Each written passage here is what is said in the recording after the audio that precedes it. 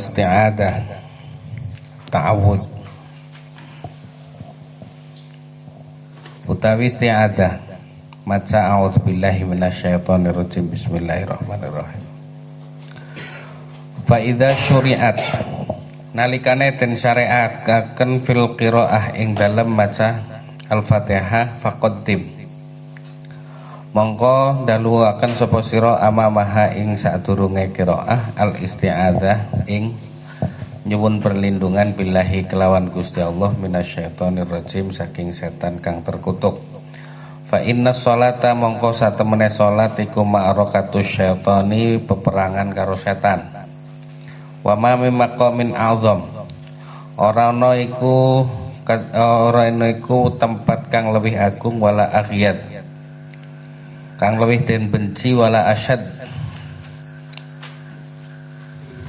dan lebih banget musuhe ala syaiton ing atase seton min hadzal maqam saking maqam iki. Wa huwa utawi setan iku harisun banget ngarepaken ala hazimatika ing atase ngancuraken sira fiha ing dalem salat.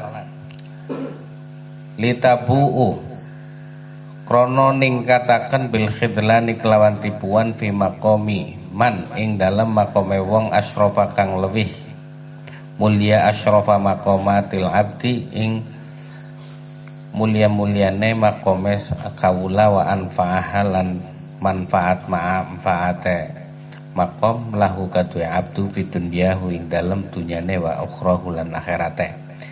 Lidza yashhadu sehingga meningkataken sapa adu musuh qawahu ing kekuatane al adu al kaminati kang tersimpan wa yushhiro lan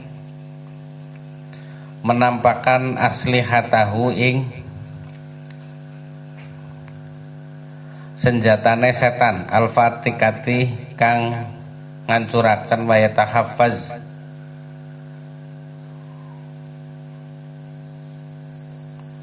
lan menghancurkan wa yata'ahab likai yusrifaka supaya ngilangaken sapa setan kaing sira anis salat ing sang atase salat bil kulliyati kelawan sakabehane falatu sholli mongko ora salat sapa sira. Fa in ajaza mongko lamun apes sapa setan andzalika saking mengkono-mengkono yusrifuka anis salat sariko mongko nyolong sapa setan qalbaka ing atine sira mingka saking sira wa alhaqhu lan ngelalekaken sapa setan hu ing wong wa alqa lan melemparkan sapa setan fihi ing dalem ati alwaswas alwasawisa ing pira-pira waswas godaan liyushghilaka supaya ngetungkulaken ka ing sira anil maqami saking maqam anil qiyami saking ngadaken bihaqqil ubudiyah kelawan hake kehambaan hatta wa anta baina yaday rabbika sehingga ana sapa sira ing dalem antarane sisine pangerane sira. Fa amaraka mongko perintah sapa Allah ka ing sira bil isti'adzati kelawan maca ta'awud bihi kelawan Allah minasyaitoni saking setan. Ai al isti'anah tegese nyuwun pertolongan bihi kelawan Allah alaihi ngatasi setan wal ihtima lan nyuwun perlindungan wal luju lan permohonan ilaihi maring Gusti Allah rahmata rabbika ing rahmate pangerane sira rahmatan krana ngawelasi biha kerawan sira wa hirsan lan berharap alaika ing ngatasi sira wa hirsan lan jaga alaika ing atas sira wa hubban lan wa hirsan lan wong kang disenengi alaika ing atas sira wa hubban lan kang dicintai laka kadhe sira wa yastaniru mongko dadi padang bima kelawan perkara ya tadabbar kang ngemut-emut kang ngangen-angen hu ing ma min kalamillah saking kalame Gusti Allah alladzi kang wa kang utawi alladzi iku sababu hayatil qalbi sebabe kehidupan hati. Wasir wasirru naimihi lan rahasiane kenikmatane wong di dunia ing dalam dunia wal akhirah lan ing dalam akhirat. Wa indaha lan ing dalam sandinge mengkono-mengkono isti'azah fahasib yastati'u mongko dadi mampu opo al-qalbu ati ayyufdi ingin to melapangkan opo ati ila ma'anil qur'ani maring makna-maknane Al-Qur'an wa yusyahidu lan nyakseni sapa wong ajaibahu ing keajaibane Al-Qur'ani Al-Qur'an allati tabharul uqul allati kang tabharu kang nggumunaken apa allati al-uqula ing pira-pira akal wa yastakhriju lan ngetokaken min kunuzihi saking gudange Al-Qur'an wa dzakhairihi lan tabungane Al-Qur'an maing perkara layak tur kang ora kumrentek ala balin ing atase ati wa indaha lan ing dalem sandinge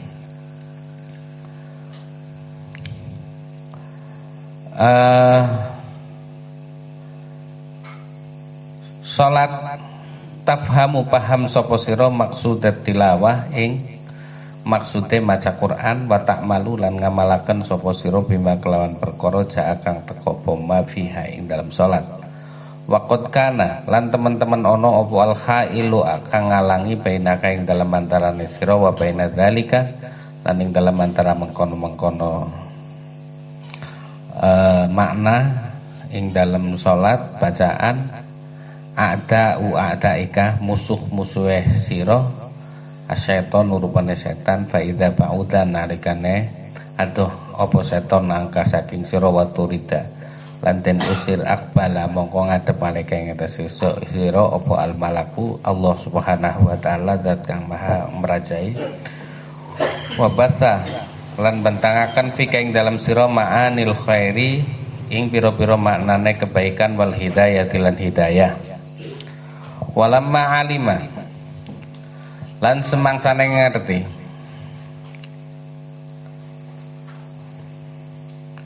walamma allama lan semangsane ngertekaken sapa Allahu Gusti Allah hasada iblis ing hasude iblis laka maring sira wa tufarrigh mongko nyebuaken sapa sira hu ing wa tafarragha lan mongko ora ninggalaken sapa iblis ing wong ing hasud limuqatalatika krana memerangi sira wa allama lan ngertekaken sapa Allah kadzalika mengkono hasadu iblis ajazaka an khaudil ma'rakati wahdaka ing kaapesane sira an khaudil ma'rakah saking tenggelam dalam peperangan wahdaka hale sawijine sira amaraka mongko perintah sapa Allah ka ing sira an tastaida yen to berlindung sapa sira bihi kelawan Allah wa kafalan cukup bil isti'adzah kelawan maca a'udzubillah silahan sebagai senjata fi ma'rakatin kahadhihi ing dalam peperangan kahadhil ma'rakah kaya dene peperangan iki wa anna wa ka'annahu qala laka kaya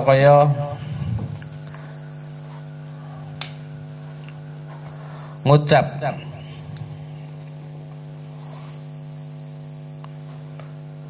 sapa setan laka maring sira lakota qatalaka bihadzal adu fasta'id bi faqan wa ka'annahu mongko kaya Allah iku kala andika sapa Allah laka maring sira la taqatalaka ora ana kekuatan laka kaduwe sira bihadzal aduwi kelawan ikilah musuh fasta'id mongko nyuwun perlindungan sapa sira bi kelawan ingsun la wa'izaka mongko yakti arep melindungi sapa ingsun ka ing sira minhu saking setan wastajir bi lan mintalah pahala bi kelawan ingsun ujiroka mongko bales sapa ingsun ka ing sira ajiruka mongko balas sapa ingsun ka ing sira wa akfika lan nyukupaken sapa ingsun ka ing sira iyahu ing iya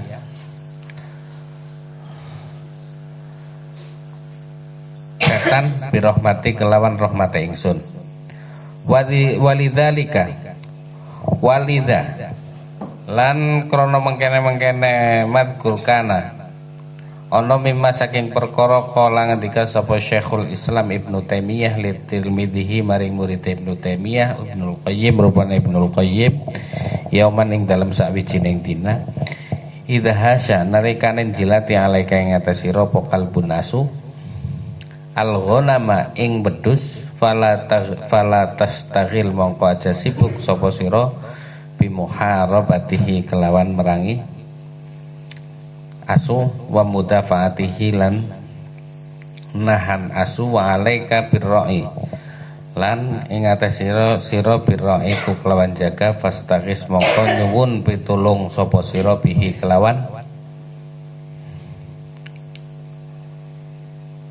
Allah bahwa mongko utawi Allah iku yusrifu ngilangaken angka saking sira al-qalba ing asu wa yakfika lan nyukupi sapa Allah ka ing sira hu ing asu.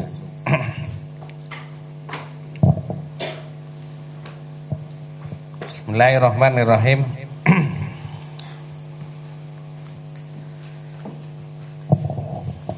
Maca ta'awud sebelum kita membaca Al-Fatihah itu menurut mazhab Maliki hukumnya makruh. Karena berdasarkan hadis yang diriwayatkan oleh sahabat Anas bahwasanya Abu Bakar dan Umar ketika memulai membaca itu langsung dengan Alhamdulillahirabbil alamin arrahmanirrahim maliki yaumiddin iyyaka na'budu wa iyyaka nasta'in.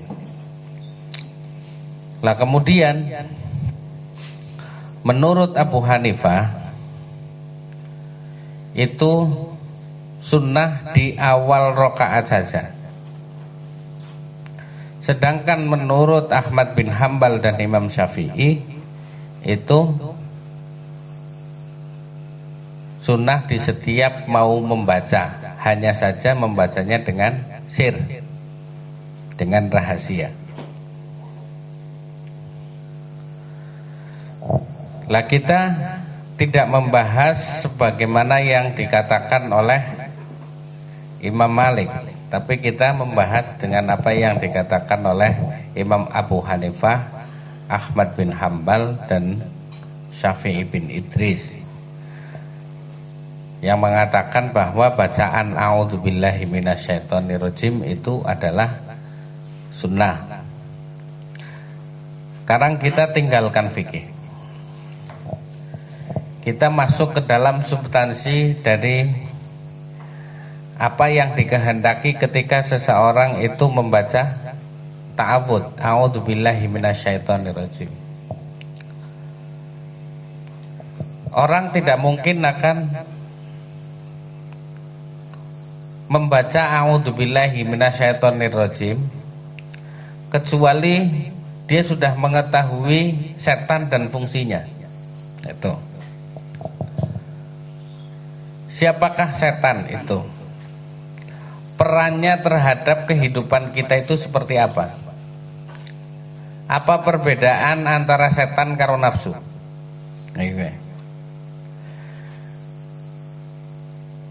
Insya Allah sampean walaupun Islam ekit gemien ditakoni kayak iki si puyang.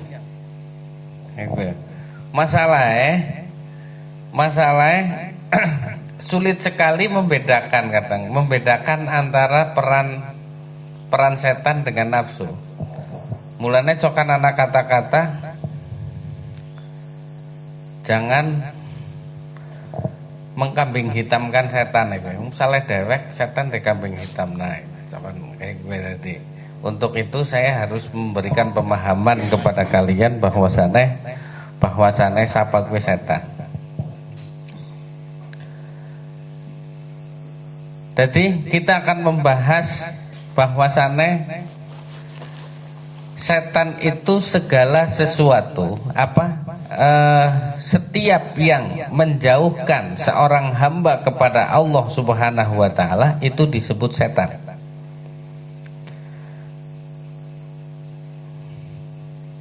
Setiap hamba, setiap orang yang menjauhkan seseorang kepada Allah Subhanahu wa taala itu disebut setan. Nah ini setan ini dengan definisi ini itu adalah berupa jin dan manusia, itu disebut setan.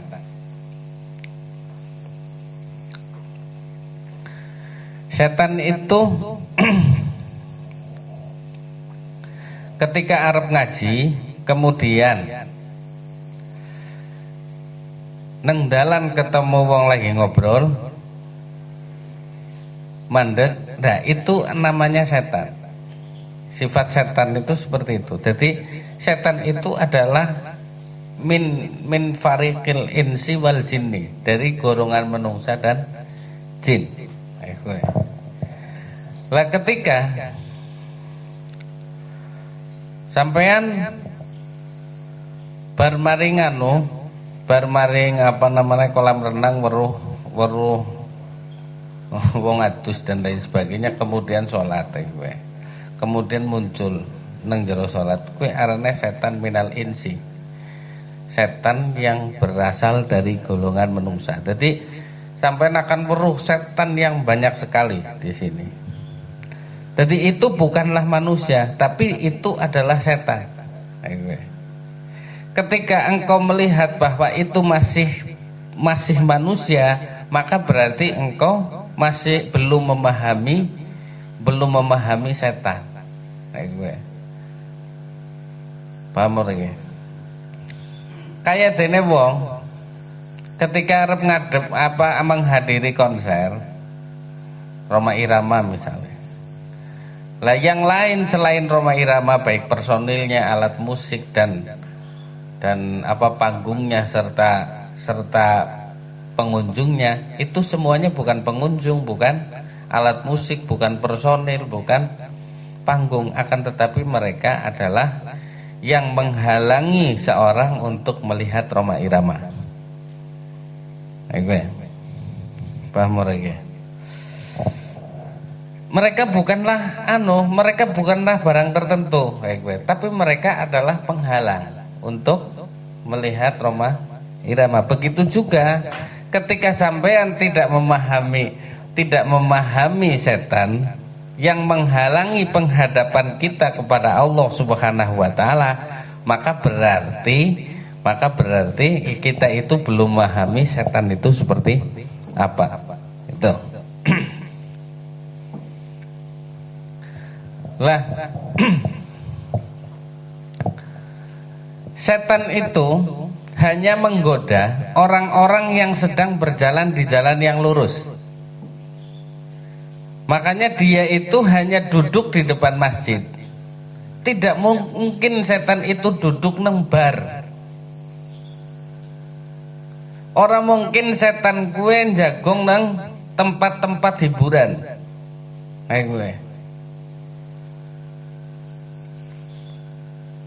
Paham lagi? Jadi kenapa? Karena mereka sudah menjadi bala tentaranya. Lah tujuan apa aku jagong maringana? Itu jari setan. Jadi setan itu hanya menggoda khusus orang-orang yang mau sholat. Mulanya dia fabi izzatika fabi izzatika la ughwiyannahum ajmain. Dengan keagunganmu ya Allah, aku akan menghalang-halangi mereka semua untuk berada di jalan yang lurus. Qala fa bima aghwaytani la aqudanna lahum siratal mustaqim. Qala fa bi izzatika la ughwiyannahum ajmain. Ini surat yang berbeda. Jadi yang dihalang-halangi oleh setan itu adalah mereka yang akan berjalan di jalan yang lurus. Arep ngaji dalang-alangi bojone misalnya. Misalnya berarti bojone Amin karo.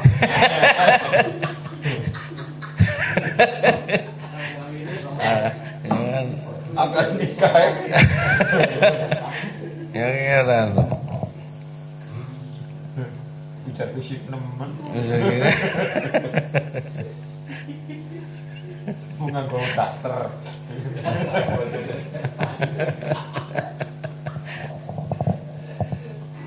Tuh iki. Sama setan jangan moyo. Malah bojone sing pinter lagi ngajari. Jadi lumayan ya. Jadi setiap orang yang menghalang-halangi untuk mendekatkan diri kepada Allah itu disebut setan. Itu. Mulane tapi aja terus terang ki bahaya. Soalnya mau terjadi apa-apa kok.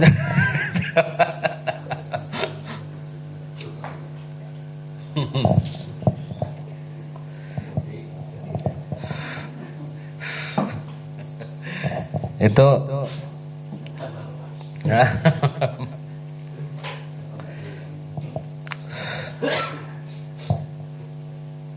Lah, setan itu hanya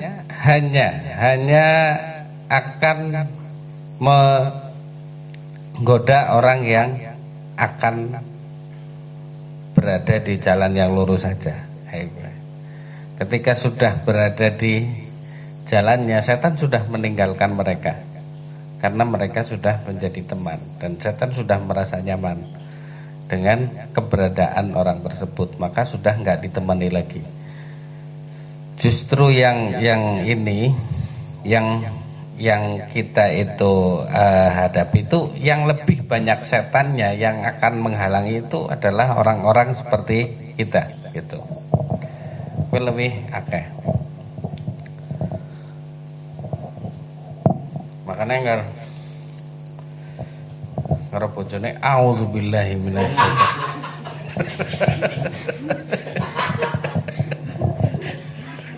Ngatan kuwi.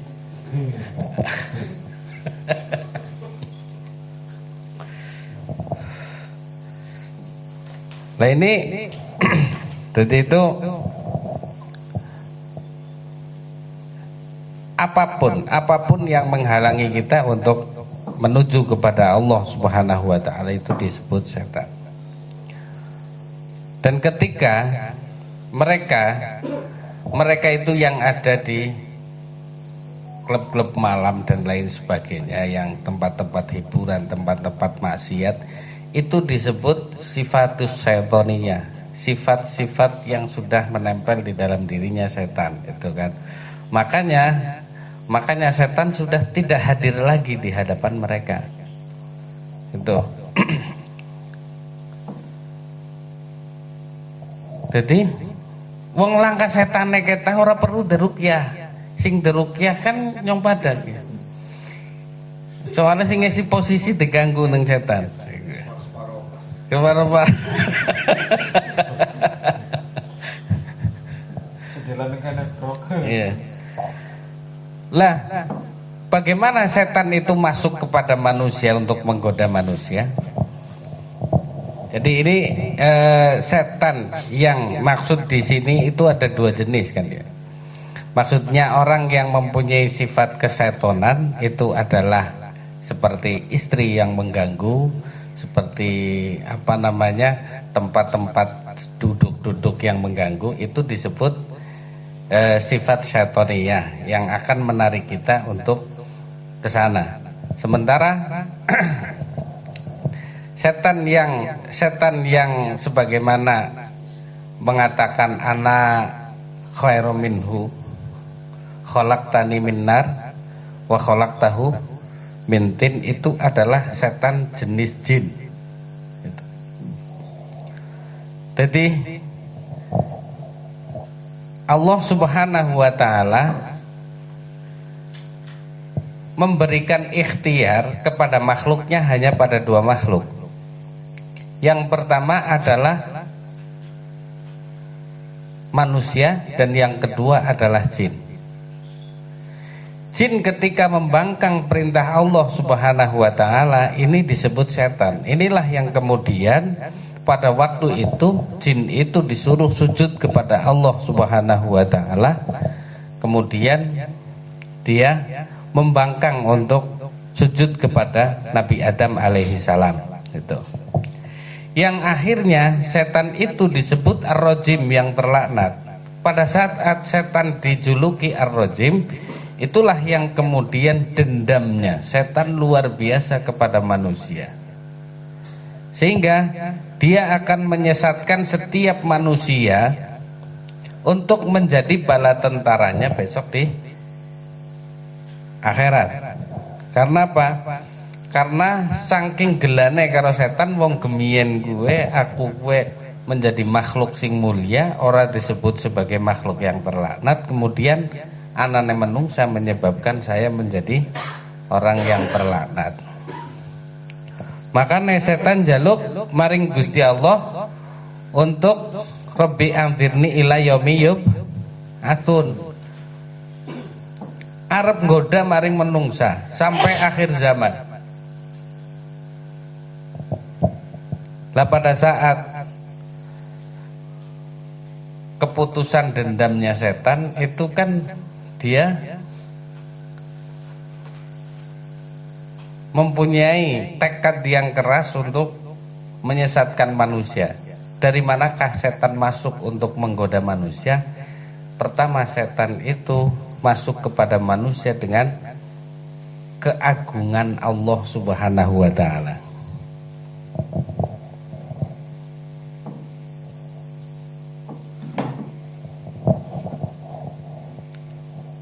Maksudnya kayak gini. Qala fa bi'izzatika la ughwiyannahum ajma'in. Dengan keagunganmu aku akan memperdaya mereka keseluruhan. Bahwa setan mengetahui dengan tauhidnya, dengan ketauhidan setannya, bahwasane menungsa kue ora mungkin bisa tersesat angger Gusti Allah ora menyesatkan menungsa. Menungsa itu tidak mungkin berada di jalan kesesatan angger Gusti Allah ngawe hidayah. Angger Gusti Allah orang izinna satu pun manusia yang tersesat, tidak mungkin ada manusia yang tersesat. Kesadaran setan seperti ini itu membawa setan untuk munajat kepada Allah Subhanahu wa taala. Ya Allah, semuanya berada di dalam genggamanmu. Aku ora mungkin bisa menyesatkan menungsa kecuali atas izinmu. Hai gue. Karena mereka berada di dalam genggaman kekuasaanmu. Bagaimana mungkin aku bisa menggoda mereka sementara mereka berada di dalam kekuasaan Allah Subhanahu wa taala. Ini munajat setan kepada Allah Subhanahu wa taala. Kayak munajatnya sampean angger pas kepengen oleh arisan. Ya Allah, dengan keagunganmu toknalah arisan gue. Tapi nang kene indah banget itu. Jadi yang menulis munajat setan kepada Allah Subhanahu wa taala itu adalah Syekh Mutawalli Syarafi. Jadi setan menyadari bahwasannya setiap manusia orang mungkin akan saya sesatkan kecuali atas izin Allah Subhanahu wa taala. Karena tipu daya kami itu sangat lemah, kata setan. Menyadari seperti itu maka berlindung dengan keagungan Allah Subhanahu wa taala. Ini. Nah berarti Setan ku sen kayonge tingkatan iki kayong lebih mulia sekarang dhewek. Iya, masalahnya apa? Masalahnya dulu itu sebelum kita ngaji hikam ya, sebelum kita ini, kita masih tetap merasa bahwa ketika kami sholat itu kita merasa bahwa itu dari kekuatan kita. Ibu ya. Setan dulu itu sudah menyadari bahwa aku ora mungkin bisa menyesatkan menungsa kecuali atas izinmu, karena mereka semuanya berada di dalam genggaman kekuasaanmu. Ibu ya. Sementara kan, kita melakukan sholat itu berdasarkan karena apa? Karena kekuatan kita sehingga kita bisa melaksanakan sholat. Kenapa kita bisa membaca Al-Quran? Karena kita orang baik, maka kita bisa membaca Al-Quran gitu, dan seterusnya. Tapi setan malah justru menyadari bahwasane nyong ora mungkin bisa nggoda menungsa anggar Allah Subhanahu wa taala ora mengizinkan. Tatkala Allah itu tidak menghendaki satupun manusia yang tersesat, maka tidaklah mungkin saya itu bisa menyesatkan mereka. Ini kata setan. Paham ora ngene iki? Nah, jadi setan pada saat itu menyadari tipu daya saya itu sangat lemah kepada manusia. Dan saya juga bukan Al-Jabbar yang bisa memaksa manusia. Makanya karena saya bukan Al-Jabbar kesadaran itu, dan saya bukan Al-Qahhar yang memaksa, maksud saya itu, kemudian setan berlindung dengan keagungan Allah Subhanahu wa taala di situ. Nah, akhirnya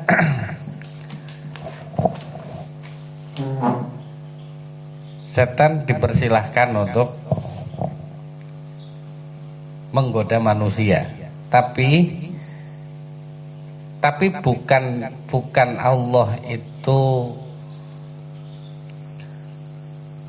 mengijabahi permintaan setan, akan tetapi Allah berkehendak ketika ana pertempuran antara setan dengan manusia, itu hikmah yang terjadi akan adanya kehangatan, kita memohon ampun dan perlindungan Allah Subhanahu wa taala dari setan. Perlindungan untuk mendekap diri kita kepada Allah Subhanahu wa taala karena kita sedang bertempur melawan setan. Paham ya?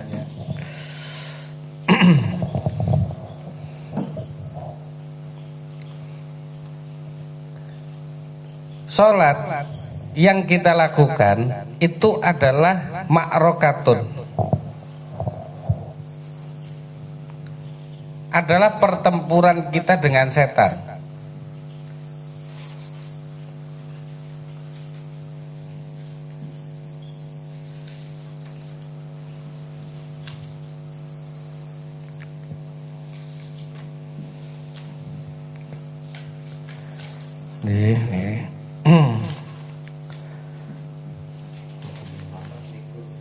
Ya. Jadi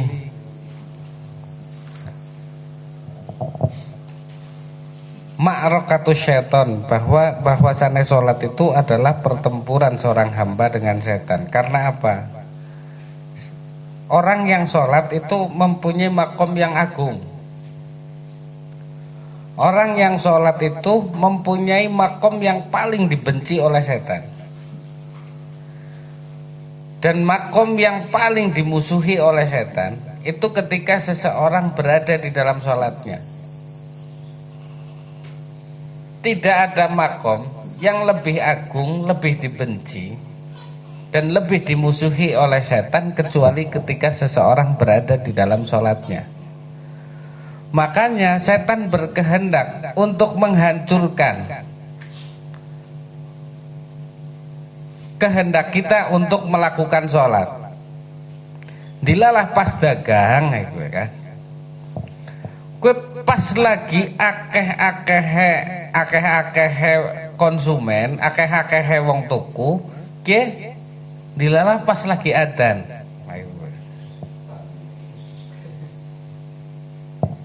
Jadi yang terjadi apa? Yang terjadi dia itu menghendaki untuk menghancurkan kita berada di tempat makom yang paling mulia. Enggak rela setan itu kita berada di dalam makom tersebut. Maka dia akan menggoda setan dengan akan menggoda orang tersebut untuk untuk apa namanya? Ngelayani wong ketika dagang. Eman-eman bukan mari nggone wong liya. Kan akhirnya pas beli salat ae waktune si dawa iki dan seterusnya. Kowe setan tidak rela sih seorang hamba berada di makam yang dilalah. Pas arep Jumatan bocah sing rewel. Karena karena ora anu ya. Dilalah arep sembayang ana tamu. Karena memang pada posisi itu setan akan berkehendak untuk menghancurkan agar kita enggak melakukan sholat. Itu mungkin sekarang kita nggak kerasa, tapi di awal-awal kita akan melakukan sholat mungkin kita merasa seperti itu, karena sudah kebiasaan, sehingga akhirnya rasa tersebut hilang. Ini. Nah kemudian ketika setan tidak berhasil untuk menggoda manusia untuk melakukan sholat, maka dia akan mencuri hatinya untuk apa namanya agar tidak konsentrasi di dalam sholatnya. Itu mulane wong sholat kue gonggolet barang kue. Ini dikisahkan oleh Syekh Mutawali Syarawi bahwa ana wong nyimpen duit dikubur nang lemah kue ana banjir. Nah kemudian tengere ilang. Sing akhire wong kowe sowan maring Abu Hanifah. Wahai Abu Hanifah, aku kowe nyimpen duit ngeduk tanah tak simpen duitku nang kono tak tengeri iki tapi kok ana banjir nganti tengere ilang kowe.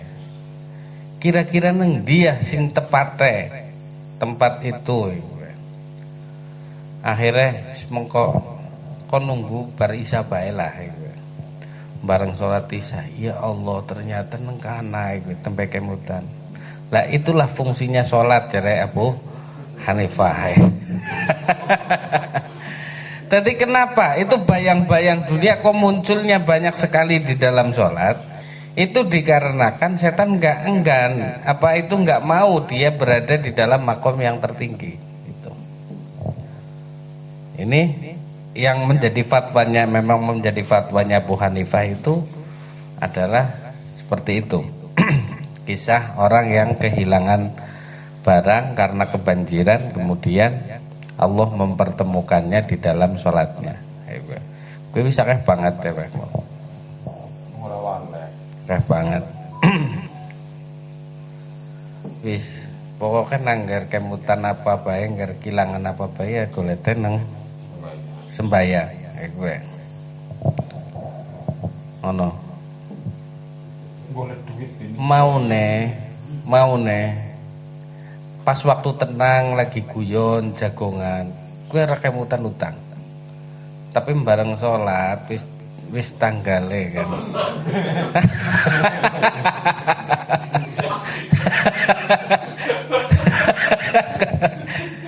Tanggal yang muncul ya Allah nyoskan di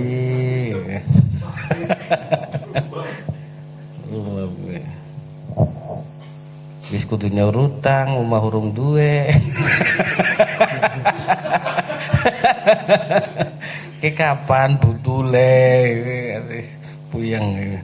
Wis nganti butur tasyahud akhir assalamualaikum. Ilang maning habis ngobrol maning karo kanca.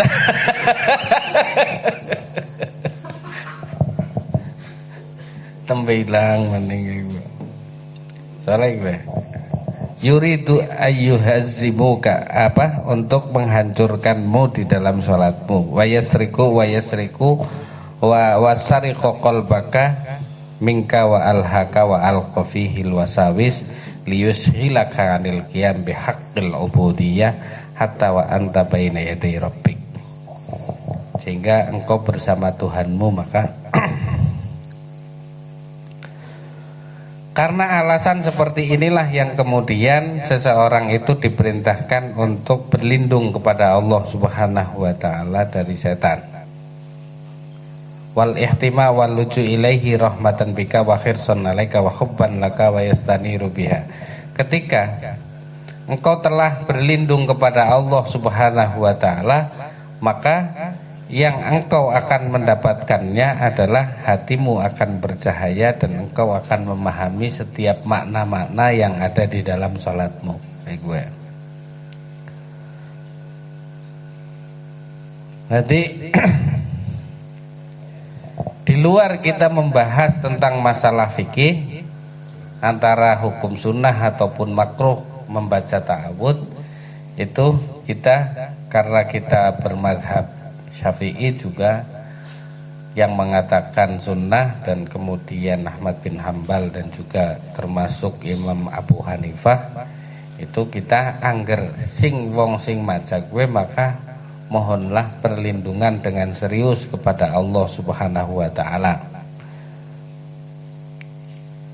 Memohon dengan serius kepada Allah Subhanahu wa taala agar Allah Subhanahu wa taala melindungi kita dari godaan-godaan setan itu. Lah kemudian ketika engkau sudah dapat melakukan itu, maka ayyufti ila ma'anil Qur'an, maka engkau akan dilapangkan untuk mengerti makna-maknanya Al-Qur'an, wa yushahidu ajaiba allati tabharul uqul, dan engkau akan menyaksikan keajaiban-keajaiban yang membingungkan akal. Wa yastakhriju min kunuzihi wa dhakhairihi, dan engkau akan mendapatkan dari harta karunnya yang engkau baca itu sesuatu yang tidak akan yang belum terbersit di dalam apa namanya, di dalam bacaanmu. Kadang kita membaca ya, kadang kita sujud itu kemudian kita merasa bahwa apa namanya, ada mungkin suatu saat hadir rasa seolah-olah seluruh partikel yang ada di dalam diri kita, darah semuanya, otot, sendi-sendi, semuanya kayak ikut sujud bersama Allah Subhanahu wa taala dengan mentasbihkannya itu. Nah, pada saat itu kita itu kayak merasa sangat sekali apa namanya, luar biasa enaknya loh. Karena awaknya tadi hangat dan lain sebagainya, ketika semua sendi-sendi merasa bahwa ikut sujud kepada Allah Subhanahu wa taala pada saat itu. Lah mungkin itu kebukane siji, ana maning sing ngebuka. Ngerasa bahwasannya saya bersyukur kepada Allah Subhanahu wa taala dijadikan semua jasad kita bersujud kepadanya. Ana sing kebuka dengan diperlihatkan kerajaan Allah Subhanahu wa taala, langit dan bumi, Kemudian kita merasa kecil yang akhirnya kita sujud kepada Allah Subhanahu wa taala. Makna-makna yang ada di dalam sujud itu bisa bersinar di dalam batin kita karena apa? Karena ketika kita menyadari bahwa kita tidak mempunyai daya dan upaya untuk terhindar dari setan, kemudian kita berlindung kepada Allah Subhanahu wa taala agar setan tidak menggoda kita.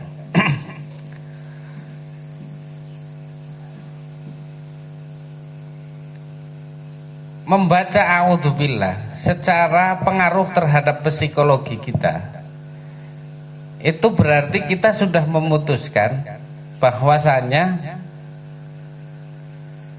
yang kita mohonkan perlindungan itu lebih kuat daripada yang akan menyerang kita. Ini secara kejiwaan. Artinya bahwasanya Gusti Allah kue lebih kuat daripada setan. Maka pada saat itu berarti kita melemahkan setan. Dan sebagaimana yang kita ketahui bahwa setan itu bukan Al-Jabbar, bukan Al-Qahar yang memaksa menungsa, ataupun Al-Jabbar. Maka kita akan merasakan betapa lemahnya setan. Ketika kita sudah merasakan betapa lemahnya setan, betapa kita mampu untuk menghadapi mereka, bahwa mereka itu adalah musuh-musuh yang kecil. Anggar musuh-musuh cilik kan rusak ora turusi kan. Jadi kita akan menjadikan orang yang fokus terhadap bacaan sholat kita. Itulah arti daripada ta'awud ketika kita itu membaca ta'awud sebelum kita membaca Al-Fatihah. Semoga bermanfaat. Moga